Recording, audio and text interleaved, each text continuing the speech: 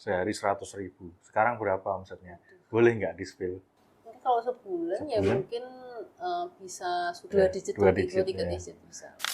Dukanya awal itu karena sering berantem sama orang tua.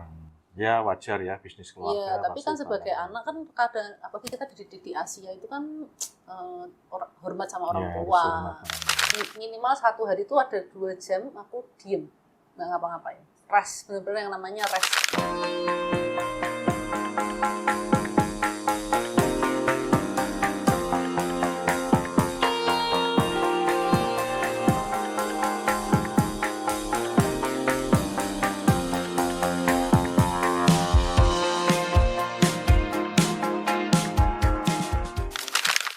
Halo, kali ini kita kedatangan tamu ya. Kita hari ini akan mengulas ya perjalanan seorang bintang ya. Seorang bintangnya ini namanya Fanya. Halo Fanya. Ya. Fanya ini owner dari Mochi Gemini ya. Ya, oke. Mungkin bisa diceritakan sejarahnya Mochi Gemini itu gimana?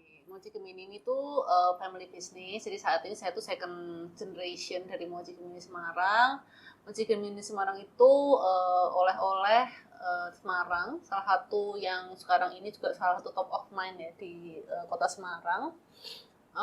Dulunya itu kita jualannya dari ayah saya bersama ibunya buat ini, terus dijual ke teman-temannya, ke tetangga-tetangganya. Jadi masih dari rumah ya, benar-benar masih Dari kecil rumah. banget. Kayak jajan pasar lah dulunya sebelum Keliling ya, berarti. keliling, terus dititip-titipin ke teman-teman. Terus ternyata responnya bagus, terus mulai diseriusin, mulai makin besar. Terus sampai sekarang ya, sekarang dari yang mungkin packagingnya dulu mungkin seala kadarnya, sekarang lebih makin improve lagi gitu. Oke. Sejak tahun berapa itu? Waktu Sejak papa mama buat? Nenekku itu mulainya dari 1985. Sekitar tahun segitu ya. Tahun segitu aku baru lahir itu. Gila, udah lama banget ya. Berarti sudah 39 tahun ya. Hampir 40 tahun. Kita mungkin tahun, kalau nggak salah tahun depan 40 tahun. Resepnya itu juga dari nenekmu ya berarti ya? Resepnya dari nenek, terus diolah juga sama papa, jadi improve. Nah, kayak sekarang ini pun kita juga masih tetap satu pasti jaga kualitas juga ya. Tapi di sisi lain kita juga improve dari kualitasnya makin diimprove lagi biar konsumen juga bisa bawa keluar pulau. Kita juga bisa kirim keluar pulau juga. Sampai keluar pulau. Jadi packagingnya kita pikirin, terus proses produksinya juga kita pikirin. Sekarang kita sudah hampir 2 tahun terakhir ini kita produksinya sudah jadi mesin semua. Karena sebelumnya kan kita manual ya. Oke. Expirednya berapa lama? Tahan berapa lama? Sekarang bisa 7-10 hari. 7-10 hari. Sekarang juga sudah kamu tadi cerita sudah pakai mesin semua ya. Kalau dulu masih tradisional. Oh iya, semua dulunya mungkin sampai 2022 tuh kita masih pakai manual, semi manual ya, kita ngomong semi manual. Terus 2023 awal sampai sekarang dan seterusnya sih kita pakai mesin karena demand-nya sudah makin naik, permintaan makin naik. Kedua, kita juga sadar kita itu kalau produksinya pakai mesin lebih terkena tangan manusia kan lebih rendah. Sehingga itu mempengaruhi proses penjamuran makanan juga. Kebersihannya juga seperti itu. Tapi kalau makanan otentik ini kan Gemini kan oleh-oleh khas Semarang ya, menurut saya otentik ya. Justru kayaknya kalau yang otentik itu kalau kesentuh tangan tuh rasanya bisa lebih enak katanya. Orang-orang kan bilangnya gitu ya kan. Nah, apakah kamu dulu memutuskan dari manual ya pakai tangan, terus sekarang sudah berubah pakai mesin? Itu pada saat perubahan itu ada rasa yang berubah nggak? Misalnya dari pelangganmu ini ngomong, ini kok berubah, kok nggak seperti biasanya nggak? Atau pernah cerita nggak dapat feedback dari pelanggan? Justru semenjak kita pindah dari semi manual ke hampir full otomatis ya, kalau 100% kan masih belum ya, tapi sudah 80-90% otomatis ini justru malah konsumen bilang lebih kenyal, lebih enak gitu. Oh, malah jadi lebih enak. Karena otomatis kita juga improve resep ya, dari Resep. manual ke mesin kan pasti ada sedikit perubahan, adjustment lah, bukan perubahan tapi adjustment, karena pasti beda sih cara kita ngolah dengan manual dan mesin. Gitu. Tuh. Sekarang apa namanya? Kamu satu hari bisa, kalau produksi itu setiap minggu atau setiap hari? Setiap hari. Setiap hari produksi berapa banyak? Kalau berapa banyaknya mungkin hampir, kalau kita pakai skalanya pakai hitungan kardusan ya. Kardusan ya, berapa mungkin kardus? bisa sehari itu bisa 100.000, 200.000. 100.000 kardus. Terus kalau high season ya, kalau itu hari biasa, tapi kalau high season mungkin bisa 2, 3 sampai 5 kali lipat kadang-kadang. Oke. Di Semarang tokonya ada berapa? Saat ini kita punya 2 toko besar, toko oleh-oleh, bentuknya 2 lagi kita buat booth. Kita di toko buah Istana Buah. Oh, Istana Buah. Kita buka booth, tapi cuma jual mochi aja. Terus kita juga saat ini punya toko online. Toko online. Terus penjualan paling banyak di mana? Dari toko atau online? Pasti sekarang masih toko offline ya, bukan online sih. Offline. Pasti masih offline, karena kan ya kalau saya mempelajari behavior konsumen itu kan, konsumen lebih suka sebetulnya experience untuk memilih di toko itu di Indonesia sangat masih kuat gitu. Itu otomatis salesnya lebih gede di offline daripada online gitu. Sebetulnya mochi ini berasal dari mana sih? Di Jepang kan juga ada itu yang terkenal mochi. Ya ditanya gini tuh kadang-kadang agak bingung jawabnya, karena sebetulnya kita tuh nggak pakai benchmark negara manapun. Dan sudah sempat riset pun sebenarnya semua negara pasti mengklaim bahwa mereka yang pionirnya ya. Tapi sekarang kalau saya ditanya gini sih lebih lihatnya cuman beda di kekasannya aja. Kayak Jepang, Taiwan itu mungkin lebih cenderungnya kalau secara tekstur itu lebih halus, terus isinya juga bukan kacang ya, tapi kan isinya kayak semacam paste kalau kita ngomong di dunia makanan itu. Tapi kalau di punya kita sendiri, kita create sendiri itu, dalamnya tuh kacang tanah, luarnya baru kulitnya tuh kayak kenyal-kenyal, lebih kenyal daripada Taiwan, Jepang. Nenekmu pernah cerita enggak? Dapat resep ini dari mana? Kalau cerita langsung sih enggak ya, mungkin dari papa sih. Kalau papa itu ceritanya karena keluarganya nenekku itu memang tipikal keluarga yang semuanya memang ahli di makanan. Suka trial and error makanan, bikin jajan pasar, zaman dulu ya, masih kecil-kecilan tuh jajan pasar, kue gitu-gitu. Kayak ganjeril mungkin kalau pernah dengar. Makanan, tapi ternyata yang sukses sampai bisa menghidupi banyak keluarga sampai saat ini tuh ya mochi. Pan, kamu tuh sekolahnya apa sih? Kuliahnya apa? S1-nya manajemen marketing di BINUS, S2-nya MBA di UGM. Gila, sampai S2 ya? Iya. Nah, ini yang menarik, apa namanya, biasanya, saya kan juga punya banyak teman, biasanya mereka itu yang papa mamanya sudah punya bisnis, at least kayak mereka tuh agak males untuk melanjutkan bisnis keluarga. Mereka kan pasti punya apa namanya keinginan sendiri, aku pengen bisnis ini atau aku pengen kerja ini. Nah, kenapa sih seorang Fanya ini mempunyai latar belakang pendidikan sampai S2 dan memilih meneruskan bisnis keluarga Mochi Gemini ini? Mungkin jawabannya sesederhana karena ini kan kayak legacy keluarga ya. Kalau saya sih sekarang, aku sih lihatnya saat ini, papaku sendiri juga melihat bisnisnya sebagai legacy dari mamahnya. Aku pun juga melihat ini sebagai legacy keluarga, dan aku sendiri melihat ketika join company ini kan 2014. Jadi mungkin udah 10 tahun lebih join company ini. Aku lihat banyak opportunity sebenarnya di bisnis ini. Kan dulu sangat manual, sangat kecil. Misalnya kantornya kecil, pabriknya juga kecil, manual di rumah doang. Tapi sekarang kan ternyata banyak opportunity di dunia pariwisata itu sekarang. Cuman mungkin satu papa belum lihat, tapi aku udah bisa lihat. Ya sesimpel itu aja sih sebetulnya, karena masih ada opportunity yang bisa dikembangkan. Sama kedua, aku sendiri lihatnya ini legacy keluarga. Justru kamu melihat peluang bisnis ini bisa Iya. berkembang lebih Heeh. besar ya. Terus tantanganmu apa nih? Biasanya kalau bisnis keluarga, ya kan? Eh, apalagi papahmu masih aktif juga, papah mama? Papa udah mulai enggak, mama sama adikku mulai join, baru lulus sekolah dia mulai join. Mamaku udah ikut sejak mungkin berapa tahun terakhir ini. Orang tua itu kan punya prinsip ya. Nah, gimana ini kamu kerjasama dengan orang tuamu dalam handle operasional di Mochi ini? Kalau di awal sih susah ya. Pasti banyak. Ya, wajar lah ya sama orang ya wajar tua. lah, mas family business itu sangat wajar. Cuman akhirnya aku sendiri belajar, kan kita berdua join di IO ya. Di IO sendiri aku belajar banyak soal gimana sih di family business memperbaiki komunikasi atau gimana komunikasi yang baik antar keluarga dalam family business gitu. Aku berusaha lihat point of view-nya dia gitu. Oh ya, makanya aku tahu itu buat dia legacy keluarga misalnya. Makanya dia sangat sayang sama bisnisnya, berusaha ngembangin bisnisnya gitu. Oh ya udah, kalau itu point of view dia, aku tinggal cari jalan tengah apa point of view-ku.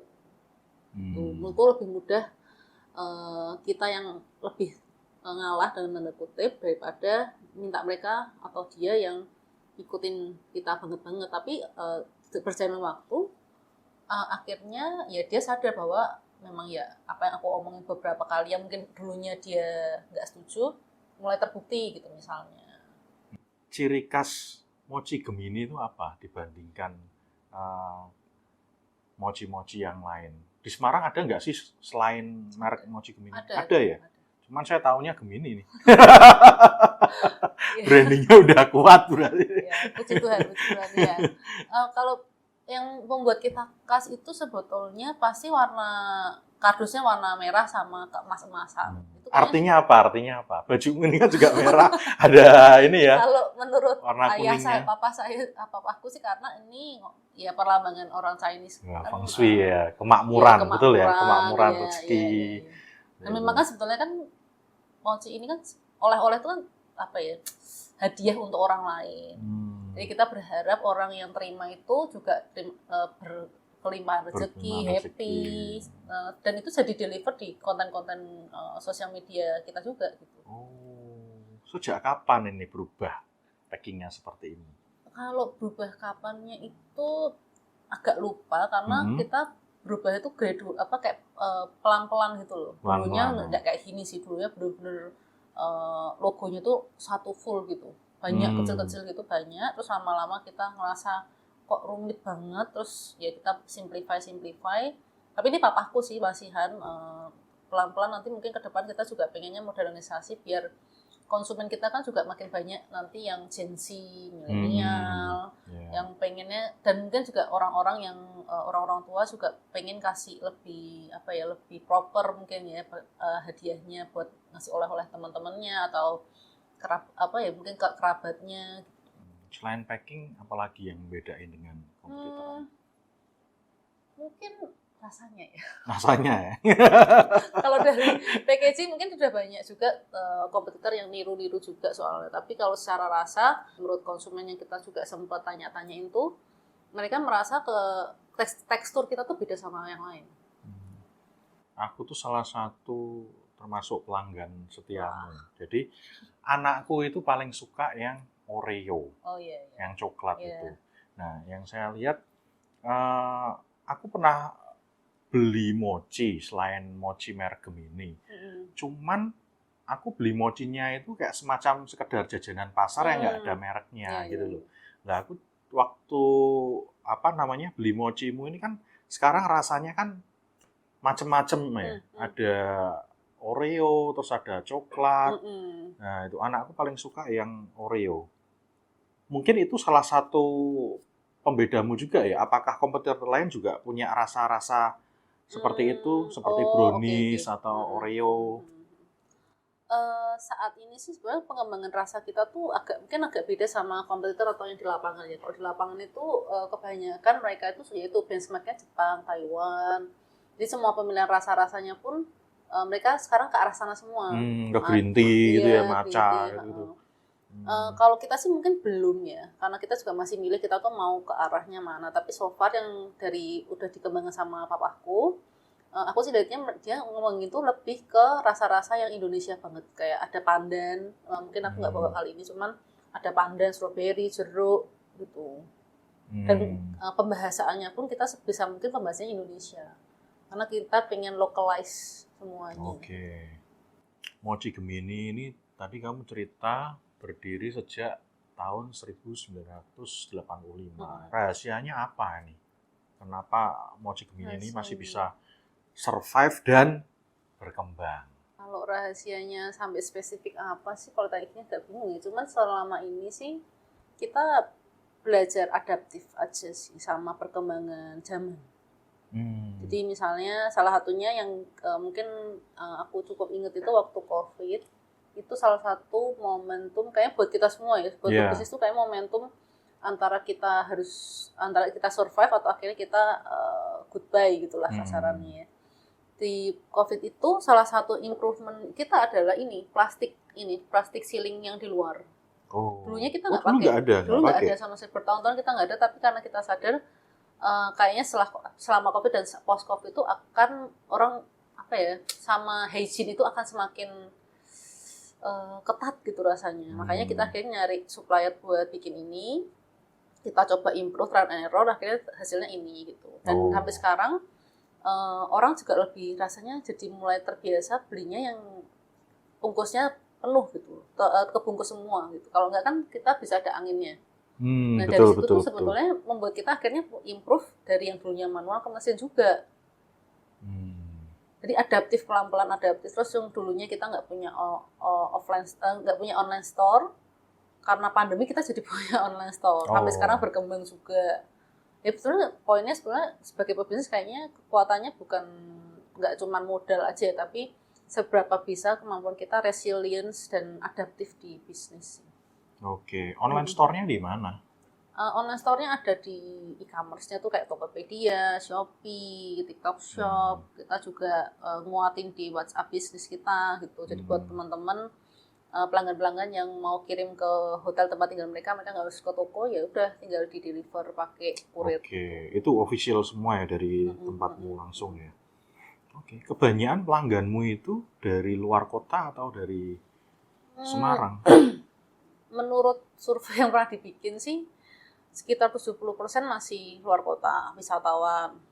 Tapi 30%-nya juga masih ada orang lokal. Jadi karena orang lokal juga sering bawa oleh-oleh buat teman-temannya. Jadi sebenarnya mereka adalah marketing terbaik kita gitu.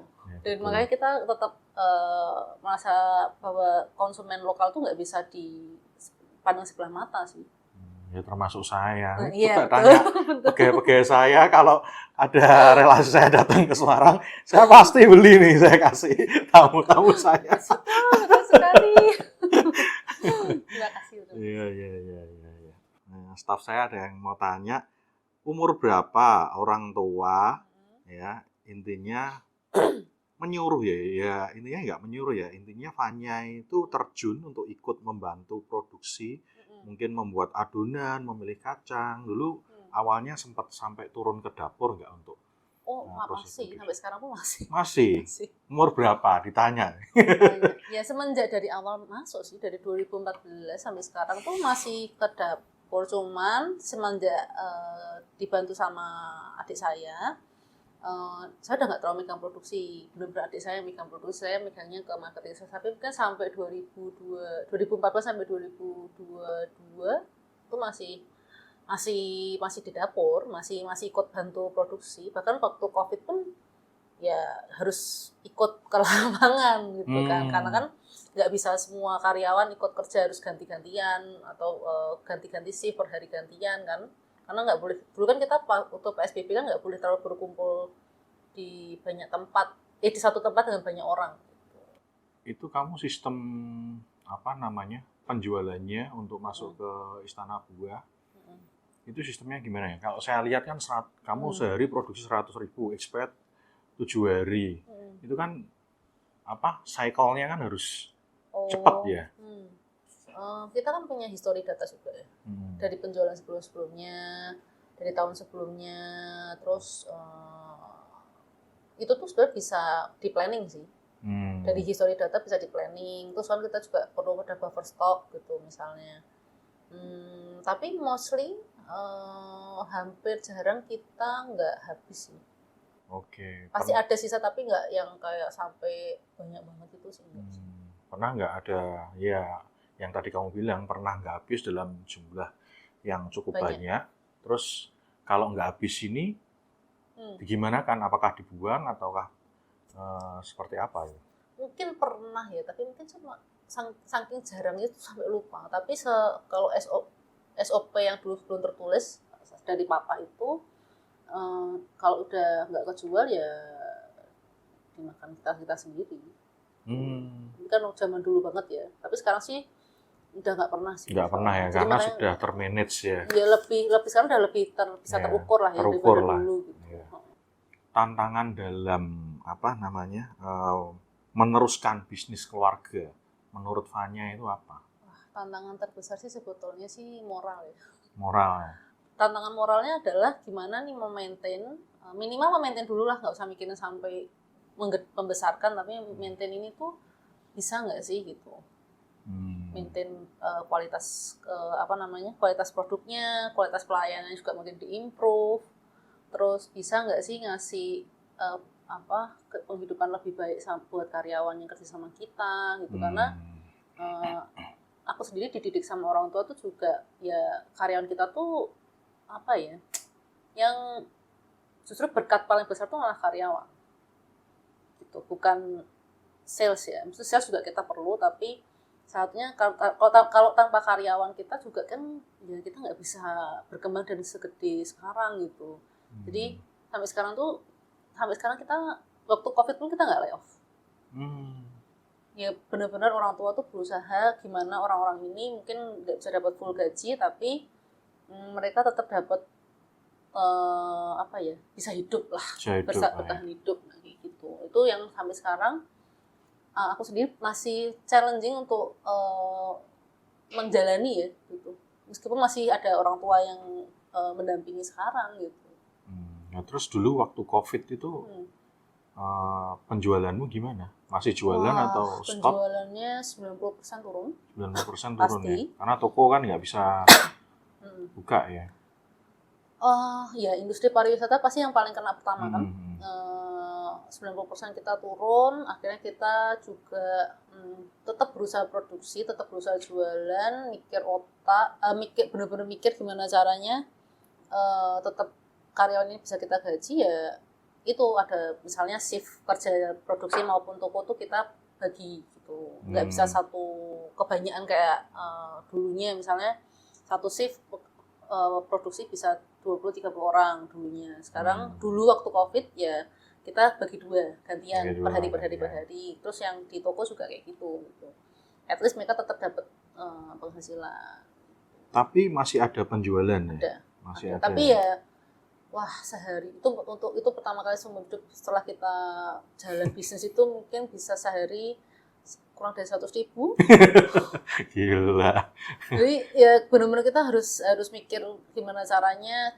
Makanya jualan online itu Grab, Gojek itu sangat nolong banget sih. Grab, Gojek, terus e-commerce itu meskipun dulu awal-awal aku sendiri yang jadi admin sama satu orang timku, gimana caranya kita buka dulu aja gitu ya, kita jualan semampu kita, foto semampu kita, orang kita nggak bisa hire orang, ya udah kita usaha aja sebisa mungkin. Tapi akhirnya kan menurut aku pribadi gara-gara itu aku belajar leader itu harus terjun lapangan ya.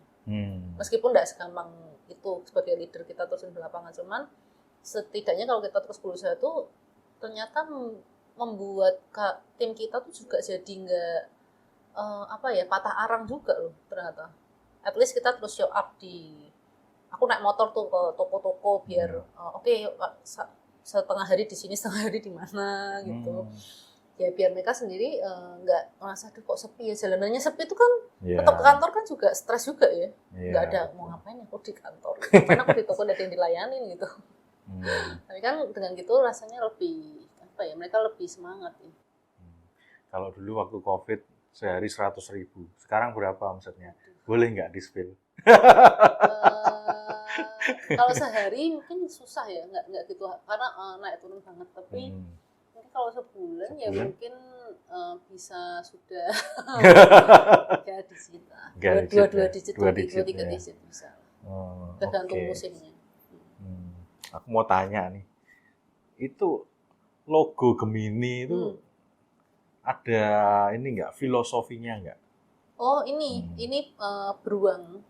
Filosofinya sih panjang banget tapi garis besarnya adalah beruang itu tuh ternyata adalah hewan yang sangat kekeluargaan, banyak membawa keberuntungan juga itu. Terus ini dua beruang ini kan bawa mochi, satunya bawa kotak kado. Kita berharap orang-orang yang membeli dan menerima produk kita tuh happy. Gitu. Terus warna kuning dan merah ya purely satu karena memang logo dari dulu, memang dibawa dari dulu. Dan setelah aku sempat diskusi sama satu brand agency, ya warna-warna merah dan kuning itu memang warna-warna hoki ya. Warna hoki, terus warna yang cheerful sih buat kita gitu. Dan kalau overall sebenarnya filosofinya kita terus mau jadi brand yang bisa bawa happiness buat konsumen-konsumen kita. Wah, sip. Kalau namanya Gemini? Waduh, kalau Gemini itu tuh bawaan pemilihan dari nenekku sendiri gitu. Tapi kalau ada yang kembar? Kebetulan nenek, papa itu dua-duanya Gemini. Kebetulan saudaranya Gemini. Jadi mungkin salah satu pemilihan nama ya karena itu. Sekarang pegawaimu ada berapa? Pegawaiku mungkin sekarang ini sekitar 70-80. 70 sampai 80. Itu udah akumulasi ya produksi dan di retail gitu. Wah, cukup banyak juga ya. Iya, lumayan lah. Untuk struktur organisasi ada manajer juga. So divisi apa saja? Belum sampai se-layer-layer itu, masih dalam proses. Cuman mungkin kita punya SPV, tapi SPV ini langsung ke SPV produksi atau SPV ada operasional? Produksi, ada operasional. Kalau marketing sales masih aku pegang sendiri. Jadi ada beberapa divisi yang masih dipegang sama family gitu, kayak produksi masih dipegang adikku, tapi adikku sendiri juga sudah punya SPV, punya staff di produksi punya. Terus aku sendiri megang sama mamaku pegang HR. Aku megang marketing sales, papaku itu direktur utama, jadi ya dia lihatnya ke makro aja gitu. Itu sih. Tim finance accounting? Aku juga. Oh, kamu juga? Tapi kita juga punya staff ya, bukan berarti aku bekerja sih enggak sih, cuman udah punya staff. Kenapa kita belum punya sampai layering sebanyak itu, misalnya punya manajer segala macam? Karena memang beberapa tahun terakhir ini kita cukup challenging di banyak perubahan di produksi dan di struktur bisnis kita di retail juga gitu. Makanya belum berani untuk punya banyak layer saat ini. Yang paling banyak tim produksinya ya? Ya. Tim produksinya. Lebih banyak sebelum punya mesin ya pastinya ya? Atau lebih banyak sekarang karena produksinya semakin banyak? Kalau SDM untuk produksi sih sebetulnya nggak banyak berubah dari sebelum manual sih. Tapi kan yang membedakan manual waktu semi manual dan yang sekarang sudah hampir fully otomatis ini kan jumlah produksi kita kan meningkat dari 2 kali sampai 3 kali lipat dari waktu manual. Jadi otomatis jumlah manusianya tidak berubah, tapi tingkat kemampuan untuk kita produksi lebih banyak naik. Berarti nggak ada layoff ya pada saat kamu? Puji Tuhan enggak sih. Benar-benar itu berkat Tuhan banget sih. Wah, keren. Strategi marketingmu gimana nih? Ini kan sekarang sudah lebih banyak ke digital ya, online. Kalau strategi marketing mungkin sederhana aja sih. Aku selalu berpikir kalau bisnis ini tuh kan bisnis yang market paling besarnya adalah keluarga. Dan keluarga itu apa sih sebetulnya? Mereka memberikan informasi turun-temurun. Benar nggak? Dulu kan mungkin yang tahu tuh angkatan bintang. Itu sebelumnya yang tahu angkatan mamah papahnya, sebelumnya lagi yang tahu nenek kakeknya dari sini kan ngasih tahu generasi berikutnya. Ya udah, berarti apa sih di sosial media pastilah kita terus reminder bahwa ini loh ada brand namanya Gemini dari Semarang. Kita ya dengan technically kayak kita nge-ads, kita konten-kontennya kita adaptif, nggak cuman Gen Z banget, tapi juga ada yang kita kombinasi sama yang cocok sama Gen X, Gen Y gitu sesekali. Tapi tetap value yang dibawa itu tentang keluarga, kehangatan keluarga. Dan itu yang menurutku lebih sustain ya. Daripada saat ini kita lebih milih nggak ngikutin tren sih. Maksudnya ngikutin tuh, oh yang viral apa tuh? Misalnya kita harus ngakuin itu, enggak sih. Kita harus tetap punya guideline brand. Kita punya brand guideline, itu yang membuat kita fokus ke depan itu biar konsumen tuh lebih bisa deket sama brand kita. Gitu juga kayak cara kita servis. Dulunya servis kita ya ala kadar misalnya. Orang konsumen datang, jual pulang gitu ya. Kita juga masih improve ya. Gimana cara melayani konsumen itu lebih nyaman konsumennya. Karena kita sadar bisnis itu dulu kalau kita diajarin bisnis kan kamu mau bisnisnya jasa atau produk gitu ya. Sekarang kalau menurutku pribadi bisnis itu enggak cuman produk atau jasa tapi produk dan jasa. Produk dan jasa. Itu kalau jasanya pelayanan kita nggak bagus, itu kan dari marketing juga ya. Kalau pelayanan kita nggak bagus, biasanya tuh jadi review ke konsumen nggak bagus. Nah, apalagi sekarang viral itu kan gampang banget ya. Sedikit-sedikit dibikin apa viral. Jadi sekarang yang berusaha kita edukasi ke tim itu ya gimana kamu konsumen itu nyaman. Nggak kita sebagai SPG misalnya nggak gampang kepancing sama konsumen juga macam-macam ya. Apakah dia mungkin waktu datang ke toko kita lagi banyak masalah, lagi emosional, kan kita nggak bisa mendeteksi. Tapi kan gimana yang kita bisa lakukan, gimana cara kita menjawab atau merespon lebih baik, lebih bijaksana aja. Jadi mungkin kalau ditanya strategi, konsistensi sih. Konsistensi mengenalkan brand melalui semua saluran, mau media sosial, mau offline store, itu hand in hand sih, benar-benar harus dua-duanya jalan bareng gitu. Sama memilih mana yang kita perlu ikutin dan mana tidak diikuti. Karena kalau enggak nanti jadi brandnya bingung. Brandnya bingung itu maksudnya misalnya lagi viral apa ya, kayak misalnya di TikTok bikin kontennya yang ngeprank gitu. Nah, aku nggak mau. Karena kan aku maunya soal kehangatan keluarga. Ngeprank kan nggak ada urusannya sama kehangatan keluarga. Ya kan nggak jadi ini kok. Ya kalau itu nggak viral, kok tiba-tiba viral terus ternyata viralnya ke negatif bukan yang positif. Ya, kan merusak brand kita sendiri. Dan kita mau ngelakuin strategi marketing apapun juga nggak ada gunanya juga. Berarti orang-orang ini masih butuh diservis ya? Oh iya, sangat ya. Kalau kita ngomong konsumen adalah raja, mungkin kalau itu benar. Kalau aku lebih suka kata-katanya konsumen itu adalah keluarga sih sebetulnya. Keluarga ya. Tadi saya tanya penjualan yang terbesar itu offline. Justru offline. Justru masih customer datang, perlu dilayani dengan baik, customer senang, seperti itu. Itu kayaknya human needs ya, kebutuhan manusia. Terutama mungkin di Asia dan di Indonesia, terutama di Indonesia ya. Interaksi manusia itu kayaknya masih dibutuhin. Meskipun online, teknologi makin canggih. Iya, betul. Kita bisa lihat, mungkin ini agak geser sedikit, kita ngomongin mental health gitu. Mental health itu sederhana karena kurangnya engagement yang sehat, hubungan yang sehat antar manusia sebetulnya. Makanya muncullah si mental health issue itu. Ya sama konsumen-konsumen di Indonesia. Kita sendiri lebih seneng pergi milih ke toko daripada beli online kalau bisa. Kecuali mungkin barang-barang yang kita udah tahu. Betul. Di tempat juga sama. Tapi kan aku beda ya. Bisnisku kan bisnis keuangan, bisnis jasa ya. Itu teman-temanku kalau mau nabung atau mau pinjem ya maunya kadang harus ketemu. Padahal kan sekarang sudah canggih semua ya online ya, tinggal transfer virtual account. Tapi mereka maunya ketemu dulu, diajak makan dulu. Human ini lah, butuh banget hubungan koneksi manusia itu kan masih tetap butuh. Tetap butuh ya.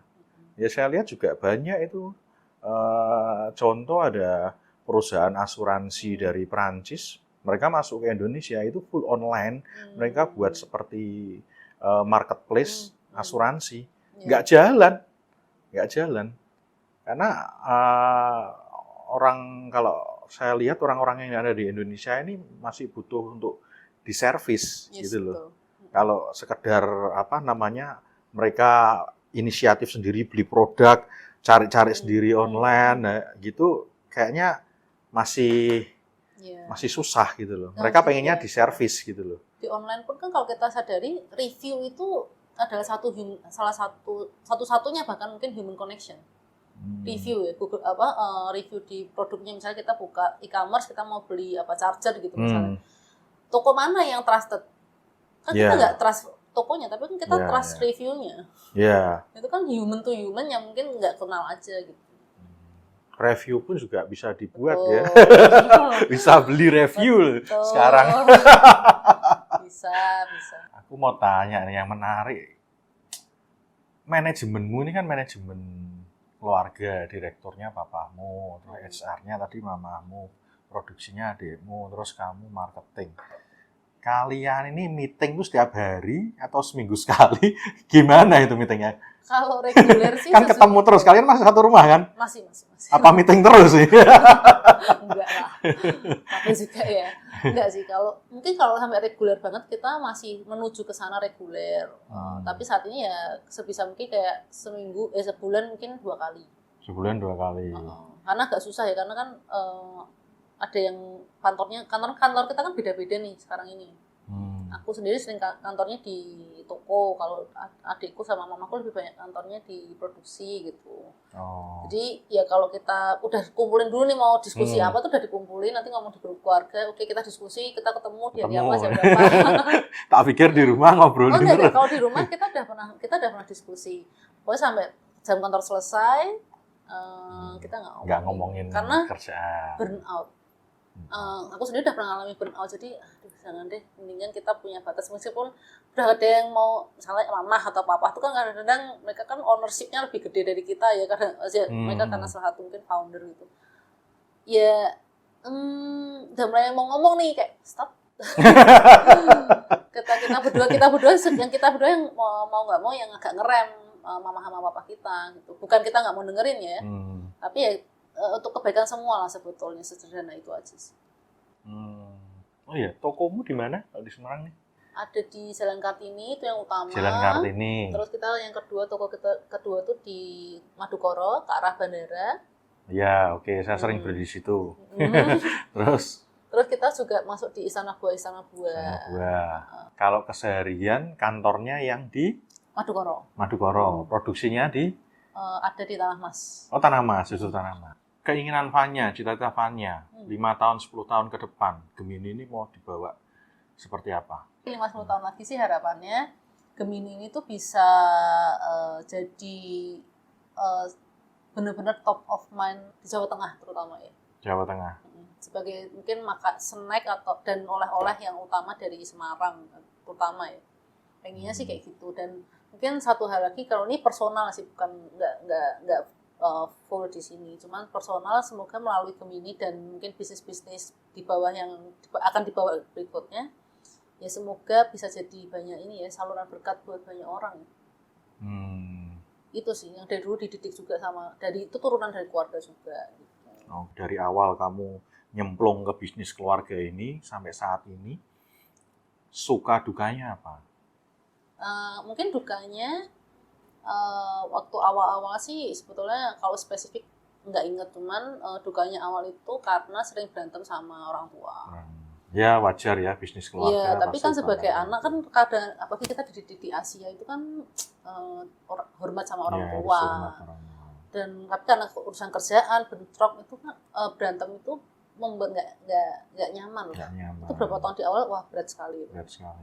Sampai bisa nyari titik tengah itu ya semenjak, ya nggak bisa dipungkiri, semenjak masuk IO. Berarti solusinya IO masuk nih. IO ini bukan event organizer ya, tapi komunitas kita kan entrepreneur organization ini kan maksudnya membuat banyak sistem, banyak pembelajaran yang bisa diimplementasi di bisnis sebetulnya gitu. Salah satunya ya cara kita komunikasi caraku untuk berkomunikasi sama orang tua salah satunya. Dan itu yang paling berat sih. Justru COVID itu malah aku pribadi nggak ngerasa meskipun salesnya turun ya kita sedih ya, tapi ya kan semua orang mengalami nggak sendirian gitu kan. Tapi yang justru malah waktu COVID itu aku belajar ya lebih agile sama lebih resilience gitu. Malah aku banyak, kalau dia ngomong tadi yang enak nggak suka dukanya ya, sukanya mah di COVID. Sukanya di COVID. Sukanya mah di COVID. Sukanya mah di COVID. Iya. Sukanya bukan aku happy COVID-nya ya, tapi karena aku banyak belajar dan banyak berubah dari COVID. Lebih akrab dengan keluarga? Iya. Atau, iya. Ya kalau lebih bisa dulunya mungkin malah lebih komunikasinya egois, kan? lebih baik ya malahan ya. Serunya egois nih kayak suaraku lebih bagus, suaranya si ini lebih bagus gitu. Sekarang kan kalau waktu di COVID kan yang penting survive gitu. Gak tahu gimana cara kita harus survive, kita nggak lay off, kita tetap bisa kasih makan buat karyawan. Udah cuma itu doang. Satu itu, terus kedua aku jadi belajar leadership lebih bagus. Dulu aku mungkin melihat karyawan itu maaf ya, maksudnya kayak dulu bawahan aja, tapi semenjak COVID itu aku jadi belajar enggak, mereka ya partnerku di bisnis gitu. Tadi yang menarik saya ngelihat kamu bilang, maksudnya kalian kan family business, pasti kan masing-masing punya ide. Misalnya papamu bilang A, adikmu C, terus kamu ikut papamu, terus mamamu ikut adikmu lah. Untuk membuat keputusan nih seperti apa biasanya? Kita sih nggak sampai saat ini nggak punya yang sampai harus siapa yang ngambil keputusan akhir ya. Cuman ya udah diskusin aja. Biasanya areanya siapa? Kalau produksi ya kalau harus ada heavy investment ya harus diskusinya agak alot. Tapi kalau urusan operasional sih sebetulnya kita nggak terlalu sering gontok-gontokan sih enggak sih. Maksudnya sering debat sih enggak. Oke, gini butuh input apa, butuh diskusi apa. Ya nanti mungkin ada diskusi yang ambil keputusan terakhir ya yang lebih banyak yang sering ngurusin di area itu. Misal papamu nih lebih senior, apakah punya hak veto?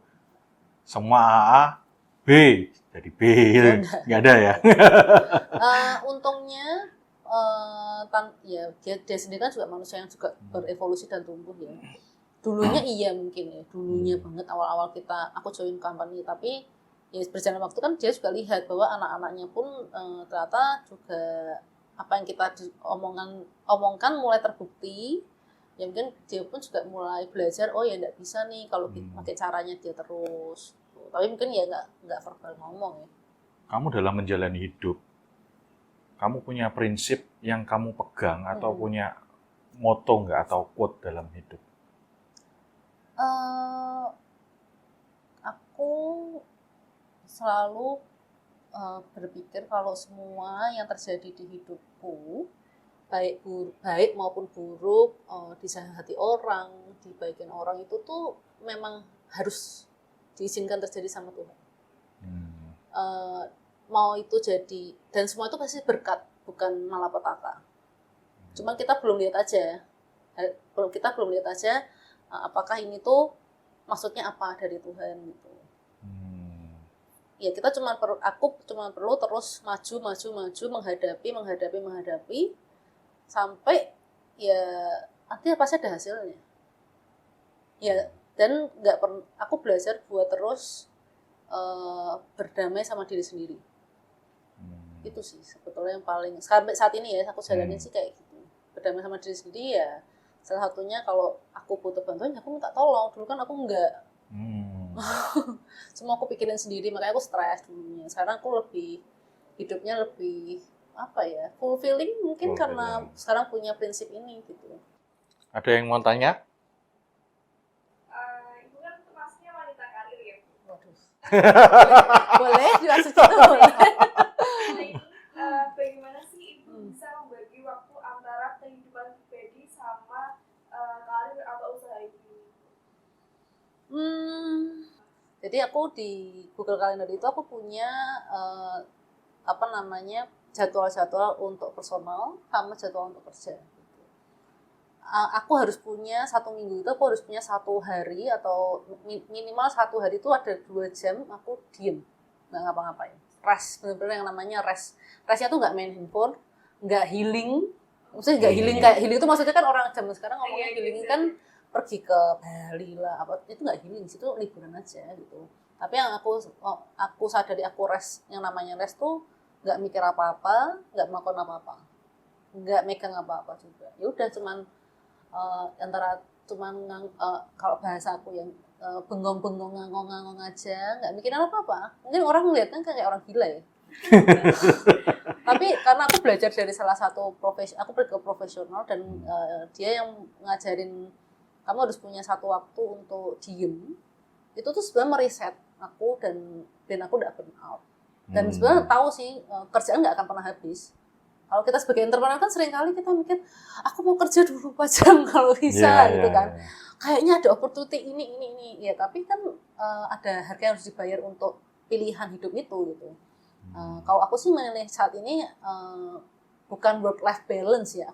Jujur aku nggak terlalu percaya sama work-life balance. Aku lebih self-awareness yang lebih tinggi sih.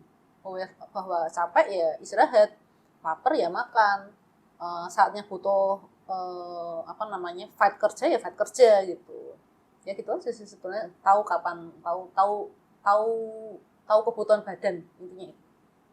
Oke, thank you ya banyak ya Sama-sama.